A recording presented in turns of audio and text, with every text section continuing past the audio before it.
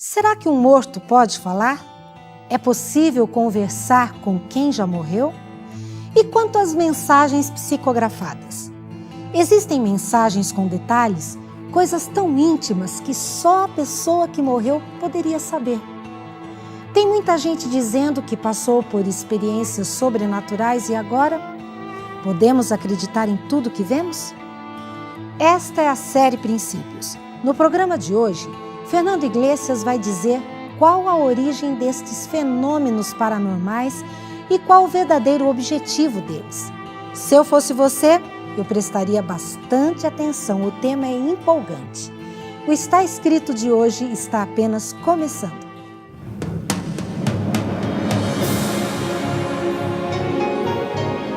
Ele permaneceu através dos tempos. O livro de Deus, a Bíblia, indispensável em nosso mundo complexo. Está escrito, transmitindo esperança ao redor do mundo. Apresentado por Fernando Iglesias. Há pouco tempo atrás, a revista Época apresentou uma matéria avassaladora sobre aparições sobrenaturais, dando a entender que esse tipo de coisa pode até ser comprovado cientificamente. Segundo a revista, até pouco tempo os médiuns eram praticamente os únicos intermediários entre vivos e mortos. Mas recentemente, até mesmo os estudiosos começaram a entrar por essa área, utilizando-se de ferramentas como a física, a fonética, a biometria e a tecnologia digital. O objetivo desses profissionais espíritas é, logicamente, tentar provar cientificamente não só o fato de que existe vida após a morte, mas também de que a comunicação entre vivos e mortos é possível. É mais do que um evento místico, é também um acontecimento científico. Uma dessas pessoas estudiosas do assunto no Brasil é Sônia Rinaldi, especialista em transcomunicação instrumental, TCI. Nome que é dado à gravação de vozes e até mesmo à filmagem de pessoas que já morreram. O caso mais fantástico que ela conseguiu foi o de Cleusa Júlio, uma mãe que perdeu a sua filha adolescente. Após procurar a Associação Nacional de Transcomunicadores, cuja presidente é Sônia, Cleusa conseguiu fazer contato com a filha morta há 3 anos. Sônia gravou várias conversas entre a mãe e a filha e mandou para um laboratório italiano criado por pessoas que acreditam na comunicação entre vivos e mortos. Junto com esse material, Sônia enviou também uma fita com um recado deixado por sua filha Edna antes de morrer numa secretária eletrônica. O Laboratório de Estudos de Fenômenos Paranormais enviou então a resposta da análise da voz gravada. O resultado dado pelo tal laboratório é um documento de 52 páginas dizendo que a voz gravada por Sônia é a mesma voz que estava gravada na secretária eletrônica. O chamado caso Edna tem o aval do físico Cláudio Brasil, mestre pela Universidade de São Paulo, que se dedicou nos últimos anos a analisar centenas de vozes paranormais. Sônia afirma categoricamente sobre o seu trabalho o seguinte: é um trabalho puramente matemático, à prova de fraude. Será que isso é mesmo uma prova de que mortos e vivos podem se comunicar?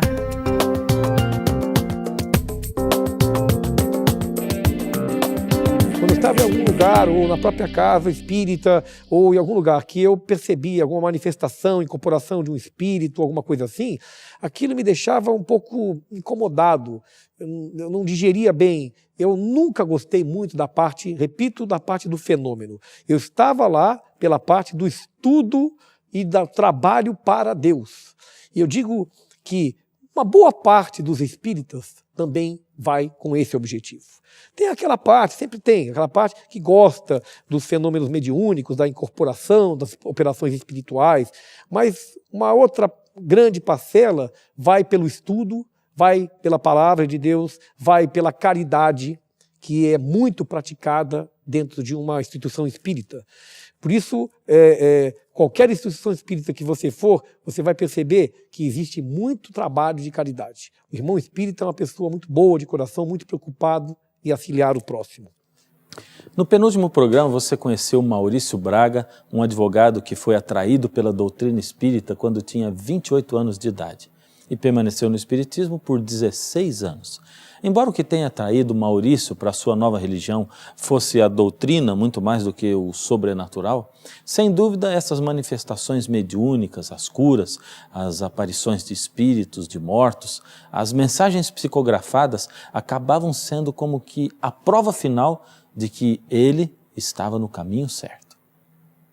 A gente vai participando dos estudos, dos livros. A casa também tem trabalhos de oração, de evangelho no lar. Paralelo a isso, vendo cenas como essa, curas maravilhosas.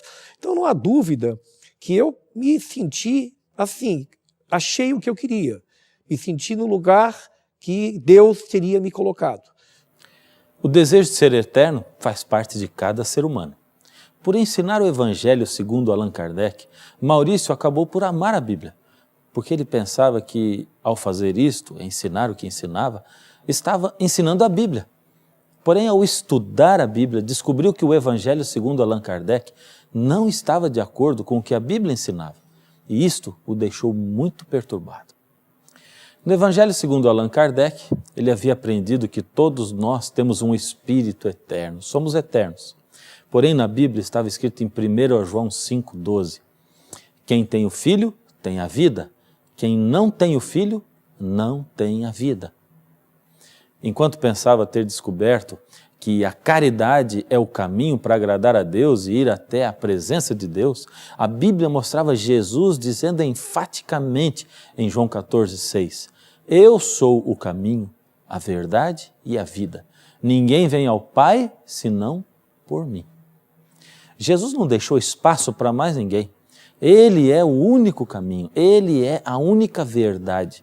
Só para quem está em Jesus é que existe vida. Talvez alguém pudesse pensar, bem, mas isso é o Novo Testamento que diz que Jesus é o centro de tudo. Mas não. Em realidade, todos os 66 livros que compõem a Bíblia têm Jesus como seu centro e como centro da história da salvação do ser humano. Mesmo os livros do Antigo Testamento, que foram escritos muito antes de Jesus nascer. Você já parou para pensar, por exemplo, como Moisés, que viveu 1500 anos antes de Cristo, poderia saber que Deus ensinou a Adão e Eva que cada vez que alguém pecasse, um cordeiro deveria ser morto, para impressionar o pecador com o fato de que Jesus viria para morrer em nosso lugar? Como o próprio Moisés poderia ter construído no deserto um santuário para que o povo pudesse, através dos símbolos, compreender que só no sangue do Cordeiro de Deus temos salvação? Como 600 anos antes de Jesus nascer, Isaías poderia ter escrito sobre a morte de Jesus as seguintes palavras que estão em Isaías 53, de 3 a 6? Ele foi rejeitado e desprezado por todos. Ele suportou dores e sofrimentos sem fim. No entanto, era o nosso sofrimento que ele estava carregando, era nossa a dor que ele estava suportando. Ele foi maltratado, mas aguentou tudo humildemente. Ficou calado como um cordeiro que vai ser morto. Jesus é o centro de cada livro da Bíblia toda. Os profetas do Antigo Testamento já anunciavam o nascimento de Jesus centenas de anos antes disso acontecer. E quando ele nasceu, bem, ele não era apenas mais um profeta, um líder religioso, um rabi qualquer, como muitos querem dizer. João, capítulo 1, do verso 1 em diante, declara, no princípio era o Verbo estava com Deus e o Verbo era Deus. Ele estava no princípio com Deus. Todas as coisas foram feitas por Ele. E sem Ele, nada do que foi feito se fez.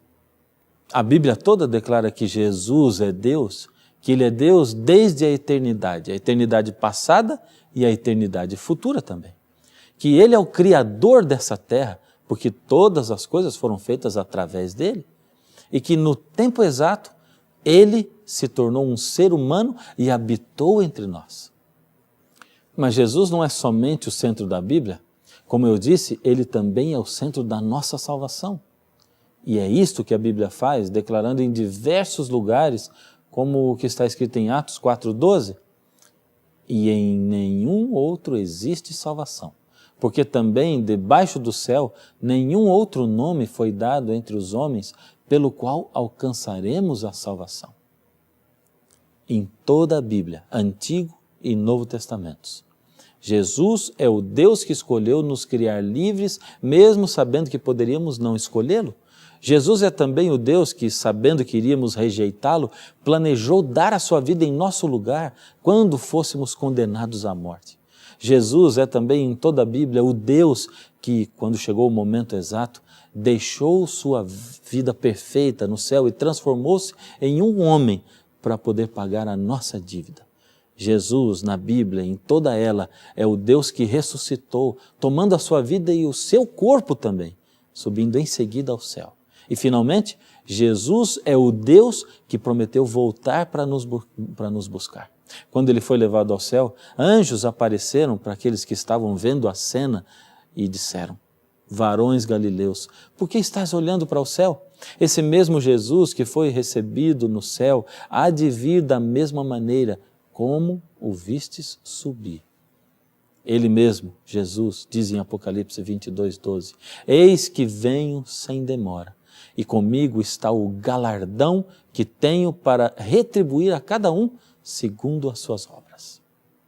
Ou seja, enquanto as doutrinas que não são baseadas na Bíblia dizem, olhe para dentro de você, encontre a saída em você, a Bíblia diz, olhe para fora de você, para Jesus, o Cordeiro de Deus que salva o mundo. É só entregar a vida a Jesus e quando Ele voltar, dará a você a vida eterna.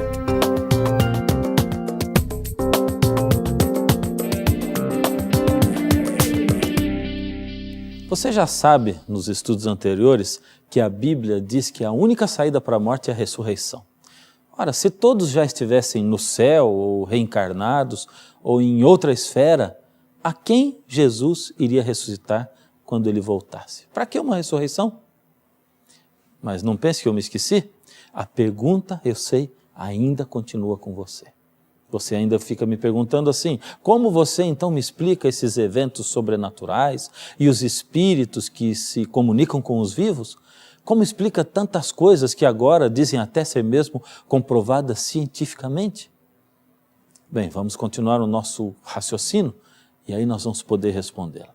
Em primeiro lugar, já não há mais dúvida de que a Bíblia apresenta Jesus como o único caminho para sermos eternos. Então vale a pena nós aprendermos cada detalhe da vida de Jesus. Vamos ver o que ele disse sobre o dia do juízo, o dia em que vai se definir quem tem a vida eterna e quem está perdido. Isso está em Mateus 7, de 21 a 23. Nem todo o que me diz Senhor, Senhor entrará no reino dos céus, mas aquele que faz a vontade de meu Pai que está nos céus. Muitos naquele dia hão de dizer-me, Senhor, Senhor, porventura não temos nós profetizado em Teu nome, e em Teu nome não expelimos demônios, e em Teu nome não fizemos muitos milagres? Então lhes direi explicitamente, nunca vos conheci, apartai-vos de mim, os que praticais a iniquidade. Você prestou atenção na lista de boas ações? Profetizam, expelem demônios, fazem milagres, curas, e isto tudo é em nome de Jesus. Como Jesus chama tudo isso? Iniquidade, pecado. Será que Jesus está querendo dizer que profetizar, expelir demônios, fazer milagres de cura é pecado? É lógico que não. O que ele está querendo dizer é que fazer o bem pode não ser fazer o bem. Como assim? Vou explicar melhor para você. Não adianta curar uma pessoa e fazer o bem a ela se você está ensinando a ela um caminho errado para a eternidade. Fazer o bem só faz sentido para Deus se você ensinar as pessoas a andarem no caminho certo. Senão estará fazendo com que ela perca a eternidade, a vida eterna. Que adianta salvar uma vida e perder a vida eterna? É Jesus quem diz em Marcos 8,36, que aproveita ao homem ganhar o mundo inteiro e perder a sua alma. E o que é a vida eterna? Jesus diz em João 17,3, e a vida eterna é esta, que te conheçam a ti, o único Deus verdadeiro, e a Jesus Cristo, a quem enviaste. A vida eterna é aceitar a Jesus como seu Deus e Salvador pessoal. Jesus está dizendo que se você fizer o bem, mas levar a pessoa para longe da Bíblia, do fato de que só existe salvação em Jesus, você estará praticando a iniquidade, o pecado. Estará com certeza entre o grupo de pessoas a quem o Senhor dirá, apartai-vos de mim, vós que praticais a iniquidade. E aí? A dúvida ainda continua? Você ainda está pensando em boas pessoas que você conhece, com certeza, gente de bom coração, que só ajuda os outros e que tem muito poder entre os vivos e os mortos, eu sei. Então eu vou mostrar na Bíblia a resposta definitiva.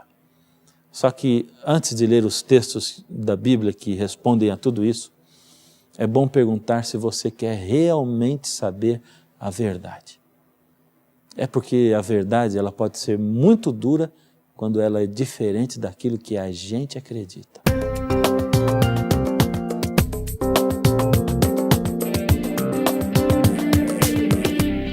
Infelizmente, algumas pessoas gostam de fazer como o avestruz, que esconde a cabeça na terra quando está em perigo. Pode ser que a verdade doa um pouco, mas em seguida ela liberta aqueles que nela acreditam. Lembra-se do que Jesus disse em João 8,32? Conhecereis a verdade e a verdade vos libertará. Agora eu gostaria de olhar nos seus olhos e falar de coração para coração. Você sabe que eu sempre falo com muito amor aqui nesse programa e que eu quero que você tenha sempre a certeza de que eu faço isso com amor. Gostaria que você tivesse essa certeza agora. Lembra-se do que a Bíblia conta quando Jesus conversou e encontrou com aquele jovem rico. Ela diz que Jesus, olhando nos olhos dele, o amou. E o que aconteceu em seguida? Bem, Jesus disse para ele a verdade. E a verdade que ele deveria ser dita para esse jovem é que ele amava mais as riquezas dele do que a Deus. O que o jovem fez então? Ele baixou a sua cabeça e saiu triste, porque amava mesmo mais as suas riquezas do que a Jesus. Hoje, mesmo que você saia triste, eu preciso dizer a verdade para você. E depois de você ouvir a verdade, é você quem vai decidir o que você vai fazer com ela. Porque se eu não disser a verdade para você, quando Jesus voltar, você vai me encontrar e vai me cobrar dizendo o seguinte: você sabia a verdade, mas não me falou. Assim, é com muito carinho, muito respeito às suas crenças, mas com respeito ainda maior pela verdade expressa na Bíblia, que eu vou dizer agora os próximos textos da Bíblia, começando com Isaías 8, 19 e 20. Algumas pessoas vão pedir que vocês consultem os adivinhos e os médiuns, que cochicham e falam baixinho. Essas pessoas dirão: precisamos receber mensagens dos espíritos, precisamos consultar os mortos em favor dos vivos. Mas vocês respondam assim: o que devemos fazer é consultar a lei e os ensinamentos de Deus. O que os médiuns dizem não tem nenhum valor. Veja também 2 Coríntios 11, de 13 a 15, falando ainda sobre pessoas que falam em nome de Jesus, mas não seguem a Bíblia. Porque os tais são falsos apóstolos, obreiros fraudulentos, transformando-se em apóstolos de Cristo. E não é de admirar, porque o próprio Satanás se transforma em anjo de luz. Não é muito, pois, que os seus próprios ministros se transformem em ministros de justiça, e o fim deles será conforme as suas obras. Apocalipse 12, de 12 em diante, diz também o seguinte: ai da terra e do mar, pois o diabo desceu até vós, cheio de grande cólera, sabendo que pouco tempo lhe resta. 1 Timóteo 4:1, ora, o Espírito afirma expressamente que nos últimos tempos Alguns apostatarão da fé por obedecerem a espíritos enganadores e ensinos de demônios. Mateus 7, de 15 em diante, acautelai-vos dos falsos profetas que se vos apresentam disfarçados em ovelhas, mas por dentro são lobos roubadores. Note que essas pessoas que são apresentadas aqui como agentes de Satanás, falam em nome de Jesus, são capazes de cura, de expelir demônios, de profetizar e fazer milagres. São pessoas boas, que diante de qualquer ser humano só fazem o bem. Mas que bem é esse? Os textos afirmam, vez após vez, que nem todos aqueles que fazem maravilhas, milagres, curas maravilhosas de doenças são de Deus. Como então eu posso saber quais são e quais não são aqueles que pertencem a Deus? O próprio Jesus disse nesse texto como saber em quem confiar. Ele disse, nem todo o que me diz Senhor, Senhor, entrará no reino dos céus, mas aquele que faz a vontade de meu Pai que está nos céus. Mateus 7, 21. Ou seja, para saber se a pessoa é de Deus ou não, a primeira condição é saber se ela faz a vontade de Deus, ou seja, saber se ela vive a verdade. Bem, então aqui cabe a segunda pergunta, e o que é a verdade? João 17, 17 diz, santifica-os na verdade, a tua palavra é a verdade. É por isso que Satanás ataca tanto a Bíblia. É por isso que ele quer dizer que ela foi mudada, que está ultrapassada. Por isso que tantas revistas vivem dizendo que a Bíblia não é a mesma. Porque num mundo onde existem tantos falsos profetas, falsos cristos, falsos homens de Deus, só a Bíblia pode ser o nosso guia para termos certeza de quem usa o poder de Deus e quem não usa. Como saber se alguém é de Deus ou não, se não for pela Bíblia?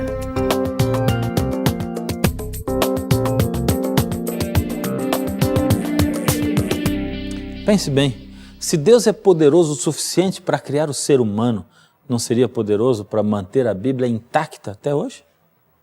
Jesus advertiu que muitos falariam em seu nome, que teriam aparência do bem, que fariam milagres em seu nome, expulsariam demônios em seu nome, pareceriam boas pessoas. Muitos deles seriam usados até mesmo sem saber. Maurício Braga também tinha sido usado sem saber. Mas Deus dá a todos a oportunidade de conhecerem a verdade. Você também está tendo agora essa oportunidade. Pela palavra de Deus, podemos testar os espíritos que nos vêm e saber quem é de Deus e quem não é. Faça esse teste bíblico, ele é bastante simples. Em 1 Timóteo 3,16 está escrito, toda a Escritura é inspirada por Deus e útil para o ensino. Assim, a primeira coisa é, eles aceitam toda a Bíblia toda como sendo a palavra de Deus. Depois, precisam de outro livro para interpretá-la, para ajudar? Se precisam, não são de Deus. Depois, esperam a salvação em Jesus e somente nele. Outra, acreditam na ressurreição como Jesus ensinou e viveu. Alguns ainda poderiam dizer, não, é muito estranho esse negócio de fazer teste, porque fazer milagres é fazer o bem, fazer caridade é fazer o bem, ajudar o próximo é fazer o bem, viver a vida ajudando os outros é fazer o bem.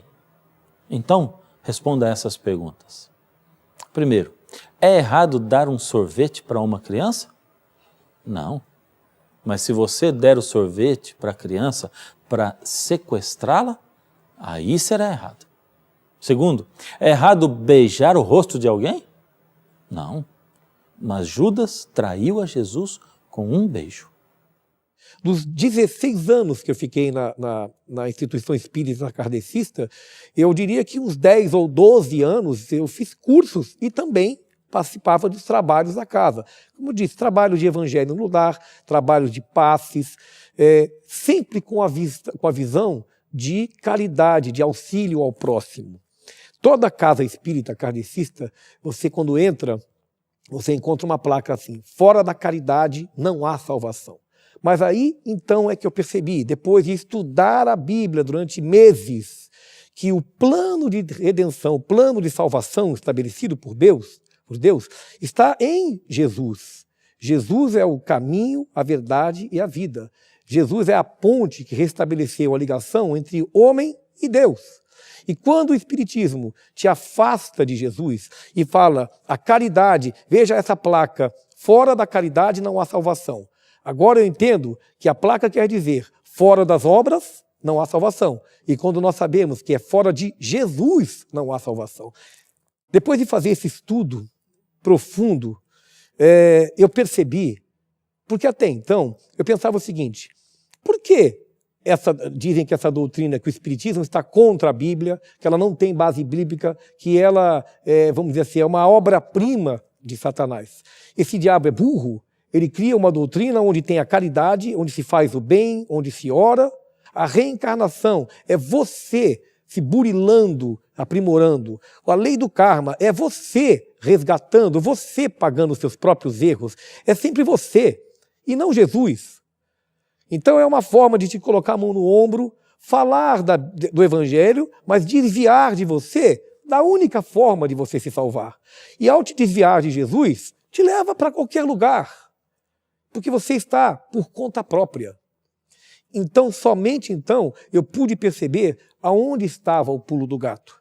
E eu lamento pelo seguinte, os irmãos espíritas são pessoas maravilhosas, eles são caridosos, bons de coração, sinceramente errados, sinceros. Eu critico o espiritismo, não o espírita. O espiritismo hoje eu vejo que ele realmente é uma obra-prima de Satanás. Por isso ele se difundiu de maneira tão violenta no mundo. Por quê? Porque ele contém conceitos que são consoladores. Ele contém verdades misturadas com mentiras. A mentira mais difícil é aquela que mais contém verdades. E o Espiritismo contém um monte de verdades entremeadas nas mentiras. Só que essas mentiras, elas são fundamentais, vitais, para te afastar de Jesus. Basta ver que o Espiritismo coloca Jesus como um espírito evoluído, governador do planeta Terra. Quem iria querer reduzir Jesus da categoria de Deus Filho para a categoria de um espírito evoluído? Somente aquele que um dia quis ser semelhante ao Altíssimo. Isso hoje eu identifico a principal digital de Lúcifer, Satanás, Diabo, no Espiritismo, é esta. Ele reduzindo Jesus à categoria de espírito evoluído, governador do planeta Terra, ele está dizendo, ele é como eu, ou eu sou como ele, quando nós sabemos que não é. Eu sei que hoje eu disse coisas muito duras para você. Penso no que deve estar acontecendo aí dentro do seu coração. De repente, você está até se dizendo, eu nunca pensei que eu pudesse ouvir alguém dizer essas coisas que foram ditas hoje. Como alguém vem me dizer que eu estou fazendo a caridade, ajudando pessoas e tudo mais que eu faço, guiado por alguém que não é Deus? Bem, a primeira coisa que você tem a fazer é não tirar conclusões precipitadas. Medite bastante sobre o que você ouviu falar da Bíblia hoje. E eu vou ficar aqui orando por você. Hoje eu vou deixar com que Maurício Braga faça o apelo final para você. Ele me contou de uma amiga dele com quem ele estudou a Bíblia. Ela é espírita há 40 anos. Ele disse que demorou muito para ela conseguir entender as coisas e assimilar tudo. E que quando chegou ainda no fim, ela disse, Maurício, eu não acredito que você esteja tentando me dizer que durante 40 anos eu, com sinceridade de coração, fiz caridade, ajudei pessoas, fiz o bem, achando que eu estava seguindo Deus, mas que na realidade eu não estava seguindo Deus, mas a Satanás. Veja o que ele diz e ouça o apelo dele. Então, somente depois de muitos estudos e com muito custo, é que ela pôde começar a perceber que se lá se fizesse só o mal, se praticasse o mal, lógico que ela não estaria lá. Então eu dizia para ela, você estaria lá, você iria lá se fosse para praticar o mal, esses 40 anos? A questão é que você, durante esses 40 anos, te foi ensinado que o único caminho da salvação é Jesus? Não. Você aprendeu que fora da caridade não há salvação, que é praticar obras, que você vai evoluir pelas reencarnações, que você vai pagar os seus erros pela lei do karma, mas você, em momento algum, está apegada a Jesus como seu Salvador. E é isto que a doutrina quer.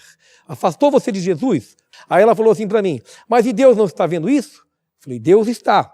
E Ele vai julgar de acordo com o conhecimento de cada um. Mas o que você não pode é negar que Deus agora está levando a você o conhecimento do que é a doutrina do Espiritismo. E se você quiser continuar lá, aí já é por sua conta. Nesse momento que nós vamos terminar o programa, eu quero fazer uma oração muito especial com você e pedir para Jesus duas coisas. Primeiro, que Ele fale com você como falou com o jovem rico, falando a verdade no seu coração e fazendo um convite para você segui-lo. Segundo, que você não tenha a resposta do jovem, mas que olhe para a verdade e aceite andar com Jesus. Incline a sua fronte e vamos orar.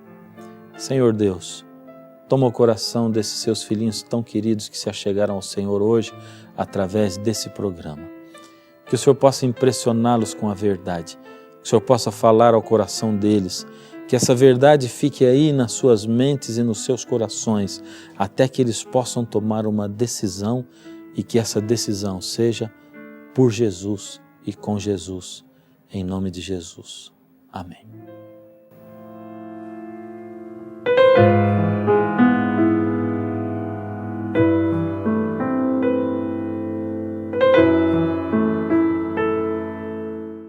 Enquanto muitos tentam passar a ideia de que a comunicação com os mortos é algo cientificamente comprovado, você pode ver na Bíblia que Satanás e seus anjos são chamados de espíritos enganadores e têm poder até para se transformarem em anjos de luz.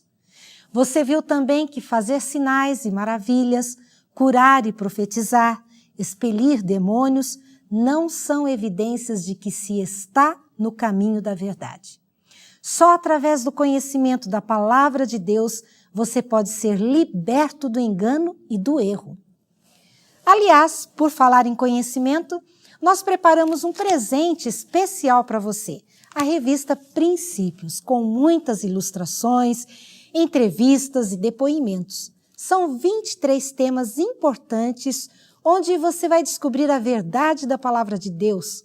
Faça contato conosco e teremos o prazer de lhe enviar a revista Princípios sem custo algum. Nós vamos ficar aqui esperando por você. Infelizmente o programa de hoje chegou ao fim, mas você sabe, nós vamos ficar aqui esperando por você no próximo programa, porque aqui a gente estuda o que está escrito. Nem só de pão viverá o homem, mas de toda palavra que sai da boca de Deus.